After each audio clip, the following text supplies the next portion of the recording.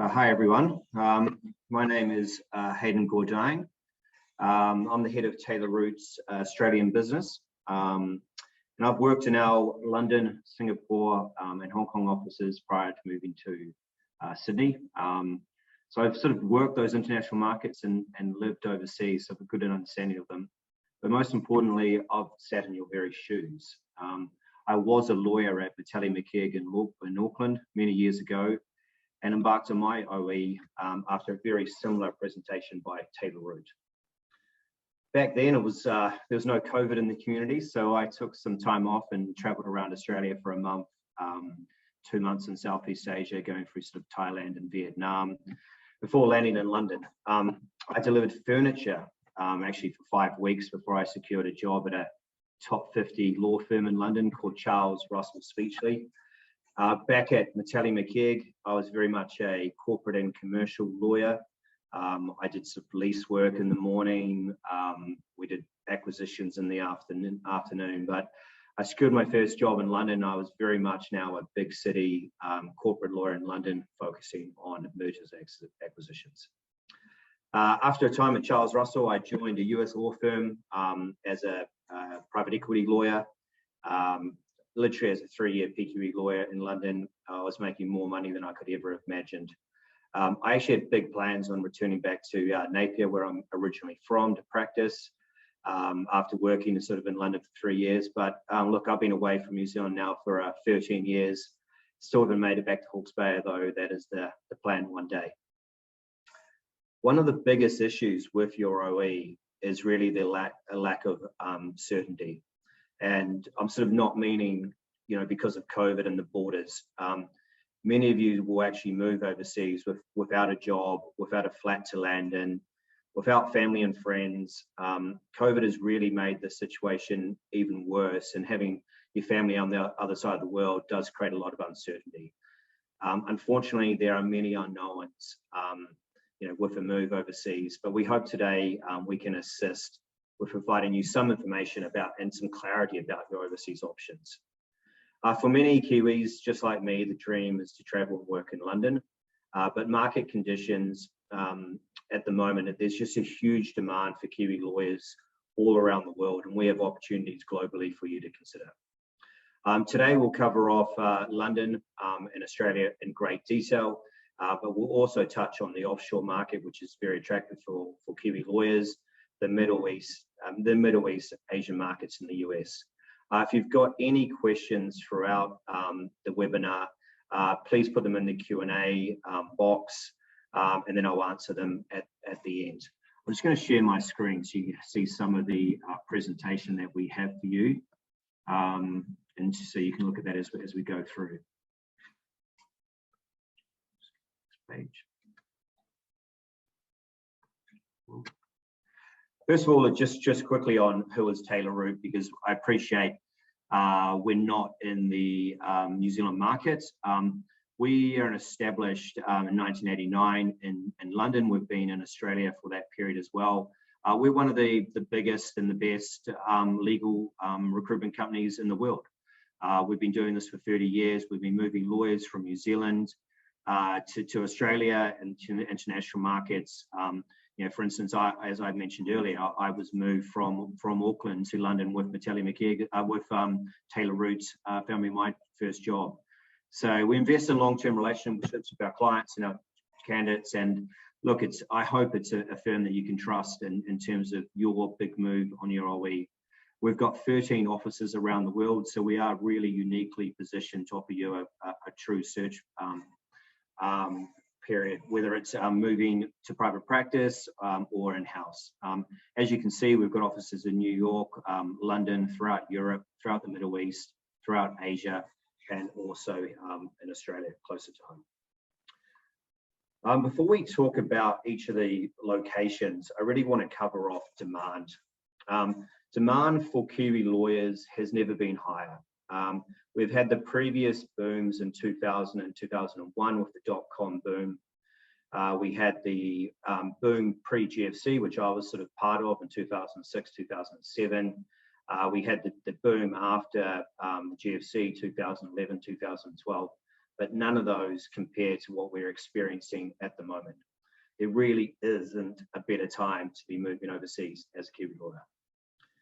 The international market likes Kiwi lawyers for 3 reasons. We're well trained, we work hard, and we return home. Law firms will get the best out of you for 2 to 5 years, and just when they need to start talking to you about your future, about partnership, about training you, about developing you, about investing money in you, you pack up your bags and head home. In all honesty, they know that, and it's a win-win for all parties. That is essentially why there's so many jobs for Kiwis and also Australian lawyers, is because that you come in, you work really hard at that associate level, and then most of us will head back. There's also 2 ways of looking at demand. Demand when you will secure a role before you depart New Zealand, and demand when you will secure a role when you land in your destination of choice. Please remember, about 70 to 80% of New Zealand lawyers will traditionally depart New Zealand without a job, but a secure role within the first few weeks of landing. Very much in my case. I had my CV out through Taylor Roots. I had 3 or 4 interviews already arranged before I landed in London. I had about 4 or 5 the next week. It took about a month before I actually sort of secured that first role, but I was very much in that process before I left New Zealand. Transactional lawyers are in the highest demand at the moment. They're lawyers that practice corporate, capital markets, banking, and funds. So without doubt, they are the most in-demand lawyers. If you're a New Zealand lawyer and you practice in corporate or banking, then the chances are you'll have multiple offers from US firms, from Magic Circle firms. There's a good array of opportunities for you. Demand is also very good at the moment in terms of a number of other practice areas. IP's busy, IT's busy, TMT in general is really busy. Competition, construction, particularly in Australia and in London, in terms of contentious and non-contentious roles. Employment, restructuring, insolvency. Real estate is absolutely booming globally at the moment, which is quite a rarity for particularly London firms to be looking at real estate lawyers, or not just real estate finance lawyers from New Zealand, and so is the regulatory market. Traditionally, where we have struggled though is lawyers with commercial litigation experience. Generally speaking, contentious lawyers struggle securing positions overseas due to the local supply of lawyers and New Zealand lawyers' lack of international arbitration experience. So if you are in New Zealand, you have done arbitration experience, you have arbitration experience, look, it goes a long way in terms of us being able to help you. So if you're working in kind of banking litigation, construction litigation, IT/IP litigation, we are securing those roles at the moment before you depart New Zealand. So it's, the market's so busy, we are actually finding roles for contentious lawyers overseas. If you are a litigator, if you are a contentious lawyer, look, don't worry, you can still move overseas, but you just might have to be a little bit more flexible in terms of location, particularly. Look, London's still one of the best places for litigation lawyers. You might just have to be flexible on your positions that you are considering perhaps arriving in London and taking on a contract position. You may work for one of the regulators when you first arrive in London, just to get that UK experience up before securing a permanent position. Alternately, the offshore market is very good for litigators, so that the Cayman Islands, to be honest, that's where we traditionally place contentious lawyers from New Zealand, in the Channel Islands and the Cayman Islands and Bermuda, which we will go on to talk about soon. I do appreciate most of you on this webinar is probably mostly interested in London, but I want to quickly cover off Australia. Traditionally, Kiwi lawyers move to London for a few years and then return to Sydney or Melbourne for 2 or 3 years before going home. They like it here because the salaries are higher, the work is more aligned to London, hence it is a good sort of transition period home. Recently, however, and mostly due to COVID, more and more New Zealanders are coming to Australia rather than London, not just as an alternative, but to gain experience before moving to London. You'll hear us talk about it later. You kind of need about 2 to 3 years experience to move to London because of the reduction in PQE, where in Australia, if you've got sort of 9 to 12 months experience, we can secure your role here. So it's very good to come to Australia for 2 years, then move on to London at the same time as all your colleagues would be from New Zealand, basically. Look, the other thing is you can't forget the lifestyle in Australia. The sun and surf lifestyle in Sydney is utterly amazing. The cats and the events culture in Melbourne, both cities really are absolutely amazing to work and live in. Your salary is considerably more than what you would be getting at any top firm that there is in New Zealand. And the experience is second to none for when you're moving overseas.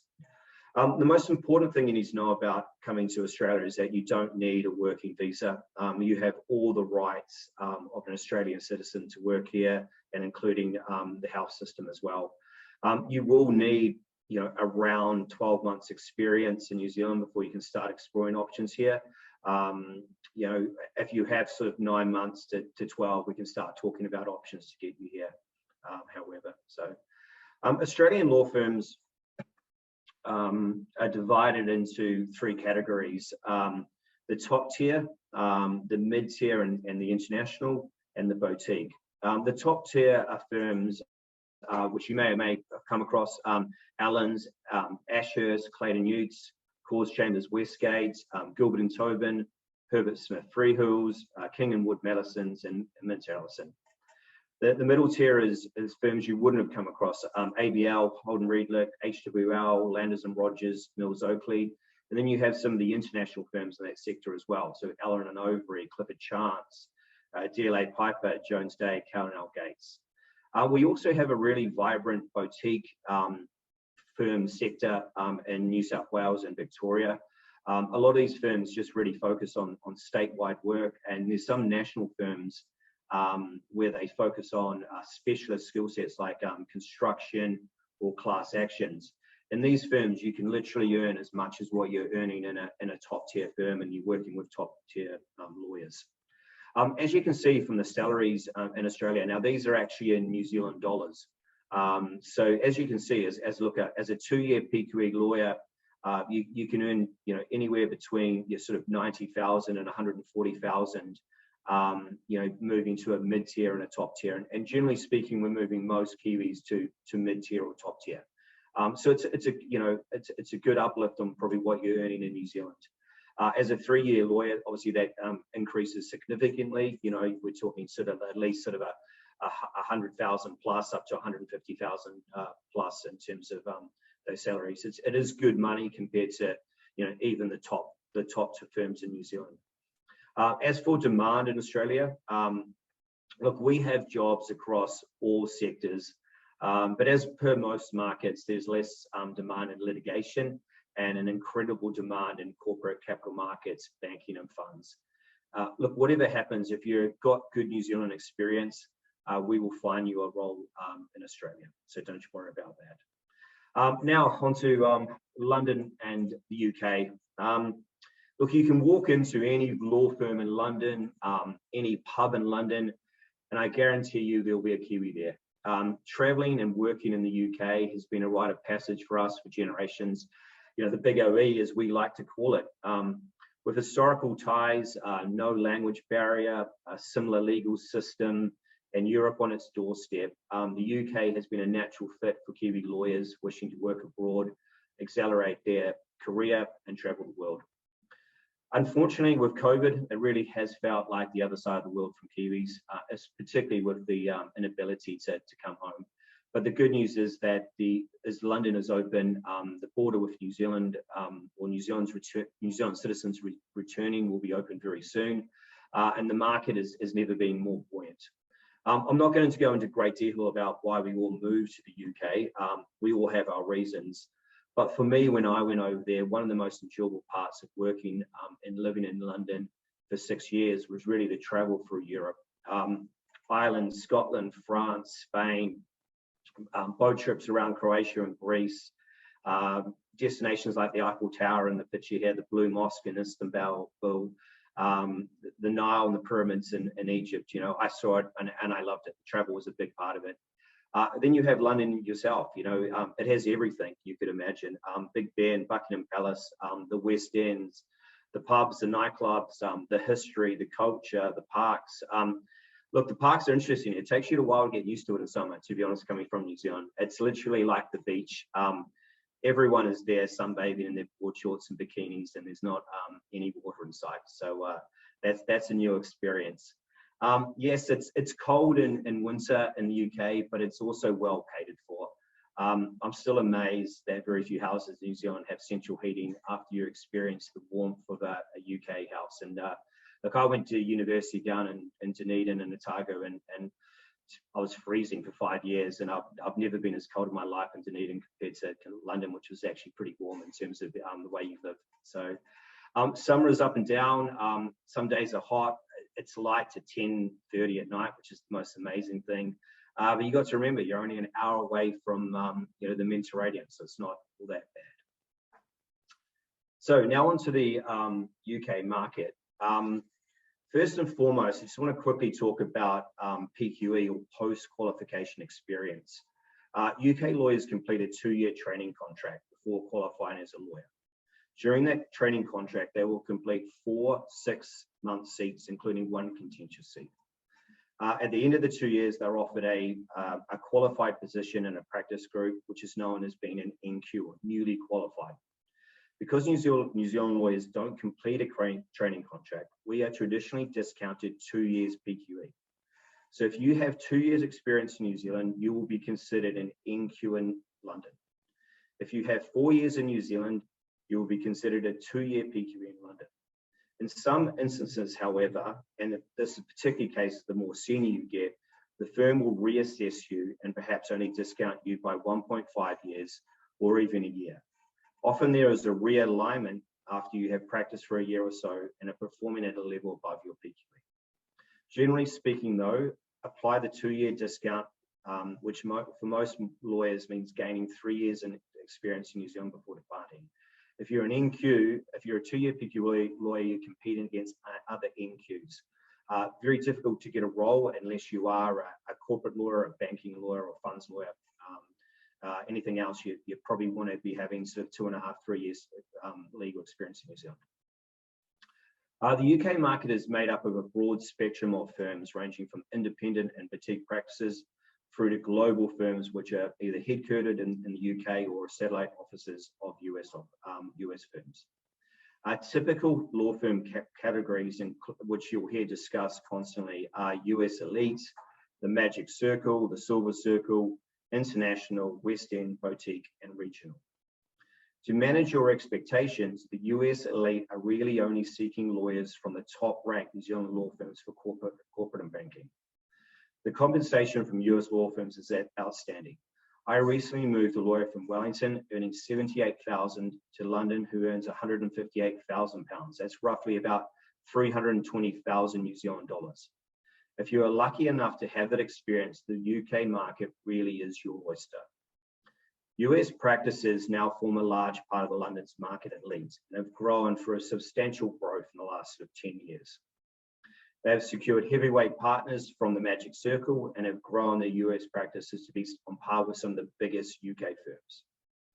They all tend to be corporate law firms, hence the recruitment of only transactional lawyers. They have large corporate capital markets, finance and restructuring practices, but they don't tend to practice employment or IT, for instance. US firms pay well. It's life-changing money, but the trade-off is extremely long hours. Things like 3,000 billable hours plus weekend work, and generally a lack of training and support. In saying that, some of the US elites, such as Latham & Watkins and Skadden, now have excellent support and training structures that are on par with the Magic Circle firms. The culture of US firms isn't for everyone, but if you want to work on the best deals with the best lawyers in London, then you want to work for a US law firm. The Magic Circle. The famous law firms of London, names such as A&O, Clifford Chance, Freshfields, Slaughter and May, and Linklater's, the US elite corporate law firms. What sets these firms apart from the rest of the UK market? Well, they are big, they're based in London, and they have sizable international operations. All of them have trainee intakes of 100 lawyers a year and a reputation for working lawyers hard and demanding a lot of them. The work is heavily focused on corporate and finance. These departments stand at the heart of their firm's transactions. Teams like employment, tax, IP, IT often play a very supportive advisory role in facilitating their transactions. And a big bulk of the litigation work is finance in nature too. When it comes to US versus Magic Circle, the number one difference is money. In terms of in New Zealand dollar terms, the difference for a 3-year PQE lawyer obtaining a 1-year PQE role in London can be more than 100,000 New Zealand dollars. You're likely to work the same long hours, so why not work for an extra $100,000? There's a very present debate, and one you will discuss a lot in London. The reasons as to why you shouldn't give into such salary temptation include the longer, perhaps even longer hours, the billable targets at US firms, the always on expectation, more demanding and unrelenting partners, a lack of formal training, heavyweight emphasis on funds and private equity work rather than listed and private equity work, and being an outpost of a larger American based as opposed to working in the London headquarters of a firm. So what is it all about the money? Well, sort of, to be honest. The money is undeniably the major factor driving a decision to move to a US law firm.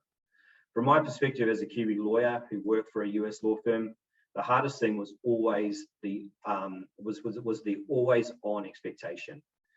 Cancelling holidays to Europe for the weekend 15 minutes before we were due to meet at the train station, working every Sunday for 6 months. It was great money, but there really is a trade-off in terms of what you give up from a lifestyle perspective. Then we sort of have under the Magic Circle, the Silver Circle. I'll include in there the city firms in the UK top 50. The top Silver Circle firms are Ashurst, Herbert Smith Frew Hills, Hogan Lovells, Norton Rose. They make up the Silver Circle. The city firms are CMS, Simmons, Taylor Wesleyan, Clyde & Co.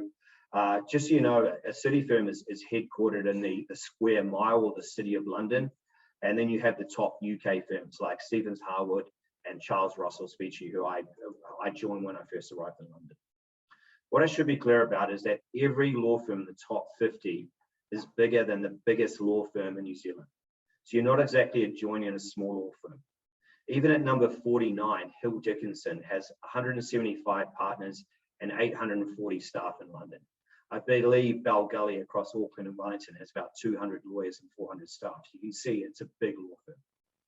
Traditionally, the Silver Circle, the city firms, and the top UK law firms are very popular amongst Kiwi lawyers for the blend of competitive salaries with better work-life balance. They're also full-service law firms covering litigation, construction, TMT, employment, and litigation. They're also more social with Friday night drinks, sports clubs, social teams, and the full of people that can actually attend those because they're not stuck on deals. The salaries are lower, however. Using the example of the 3-year PQE lawyer obtaining a 1-year PQE role, a Silver Circle role can be $50,000 New Zealand less than a Magic Circle role and $150,000 less than a US law firm role. However, it's still great salaries compared to what most people are earning in New Zealand. I often tell lawyers that you can move to the UK in the same pounds form as your current salary as your current salary. So if you're earning 60,000 New Zealand dollars, you should be earning at least 60,000 pounds. Now on to visas. Very important in terms of your moves to the UK. Depending on your age and situation, there are a range of UK visas that will allow you to work and live in the UK. If you're lucky enough to have a British passport or a Tier 1 ancestry visa, then you had unrestricted access to the UK market. If you're attaining a role from New Zealand before departing, you'll be sponsored from that law firm under what is called a Tier 2 working visa. The law firm sponsoring you will cover all the costs and make all the arrangements. That visa is valid for up to 2 years, and if you're looking to settle beyond that, then you can get indefinite leave to remain. If you do secure a role from New Zealand, the law firm will also cost you a relocation, including flights and accommodation on arrival in London. The last option and the most used option is actually the Tier 5 Youth Mobility Scheme. This option is open to anyone who at the time of applying is under 30 years old, although that is going to increase to 35 years soon. This allows you to reside and work in the UK for 2 years with no restrictions on employment. Now, most employers will look to sponsor you at some period onto a Tier 2 visa from your Tier 5 visa, so that you can stay on beyond those 2 years. So if you go over on Tier 5, don't worry about it. You will be able to secure a Tier 2 from your law firm.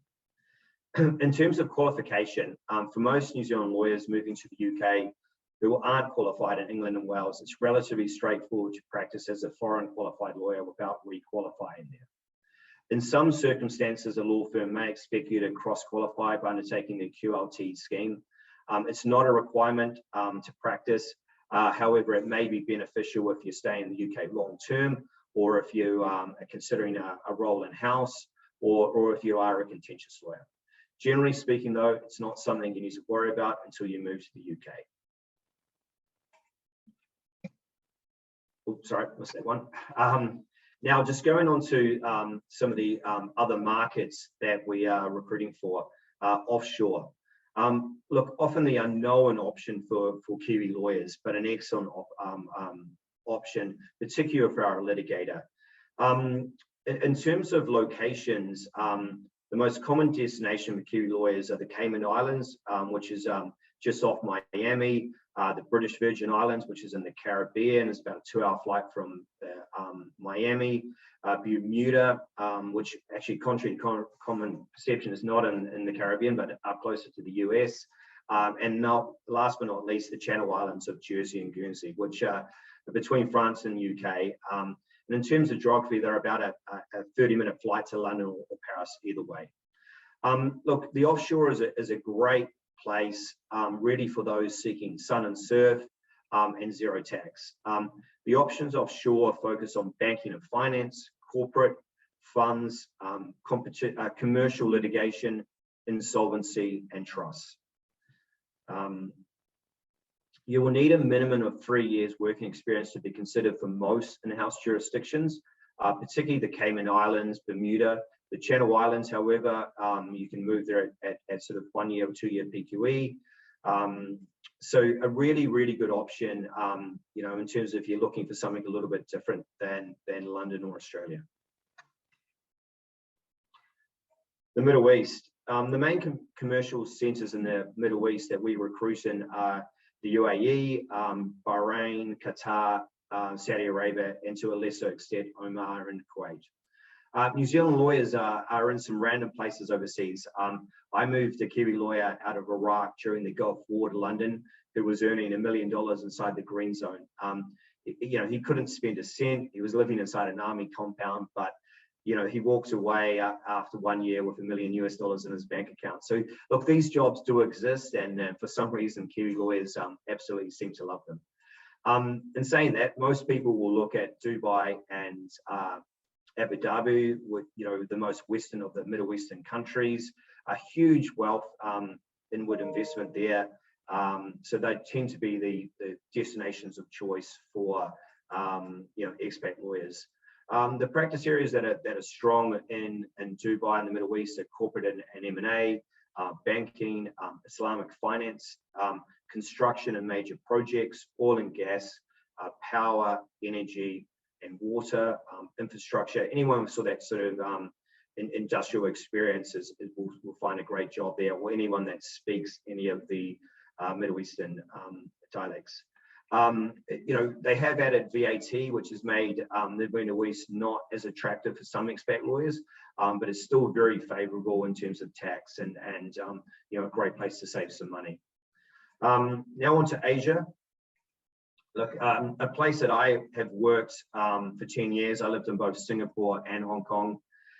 Due to the current situations with the border, in Hong Kong and China, it's pretty hard to recommend moving there at the moment. Those borders restrictions will probably change at some point later in this year, maybe early next year. So if Hong Kong or China is your preference, we probably just need to wait a little bit in terms of moving you there. Both destinations are great to work in. They're both low tax environments, and you get an excellent amount of work. Singapore is very much open for New Zealand lawyers at the moment. We're heavily recruiting and we're moving a lot of people there. If you've got corporate M&A, banking and finance, capital markets, energy and projects or disputes, and particularly if you've got any international arbitration, then Singapore is a very viable option. Look, anyone working in projects, energy, mining, oil and gas, Singapore really is a compelling option. You work on really high profile global deals on both the lender and sponsor side. It's also nice and close to New Zealand, Singapore, so you can enjoy some trips to Australia, Bali and Thailand, and Europe. It really is only one flight away. Just to show you some of the salaries again in New Zealand dollars that we're obtaining for people in Hong Kong. Look, lastly, I just want to cover off the USA. At the moment, Australian lawyers can quite easily move to the US, but unfortunately, New Zealand lawyers still require the H-1 visa, which is essentially a lottery visa situation. If you are a corporate lawyer or a banking lawyer and you want to move to the UK, the US, particularly New York, we can assist.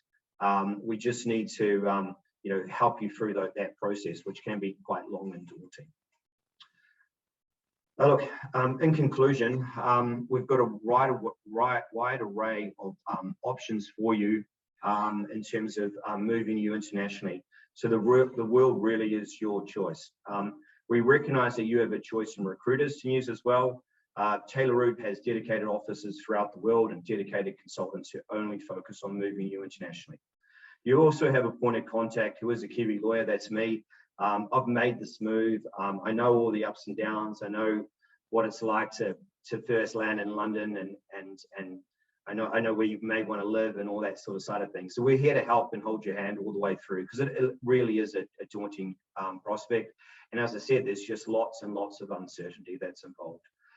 Look, thank you for joining the webinar. I hope it gave you some insight into those international markets. But if you are interested in moving there at some point this year, please let me know. The process in terms of obtaining a role from New Zealand can take up to sort of anywhere between 2 to 5 months. The interview process is likely to take anywhere from 1 month to 2 months to go through it. Then you accept a role, and then you have about 3 months to start that position in the UK. So it gives you a fair bit of time to get there. So if you want to be there for summer and Wimbledon and Glastonbury and everything, then you probably want to be looking for now. If you want to be there for the Autumn's Test Series with the All Blacks, you probably need to wait a couple more months and we move you over soon. So thank you for joining me. Any questions, let me know. I'll follow up with my details and an email address, but thank you for joining. Cheers.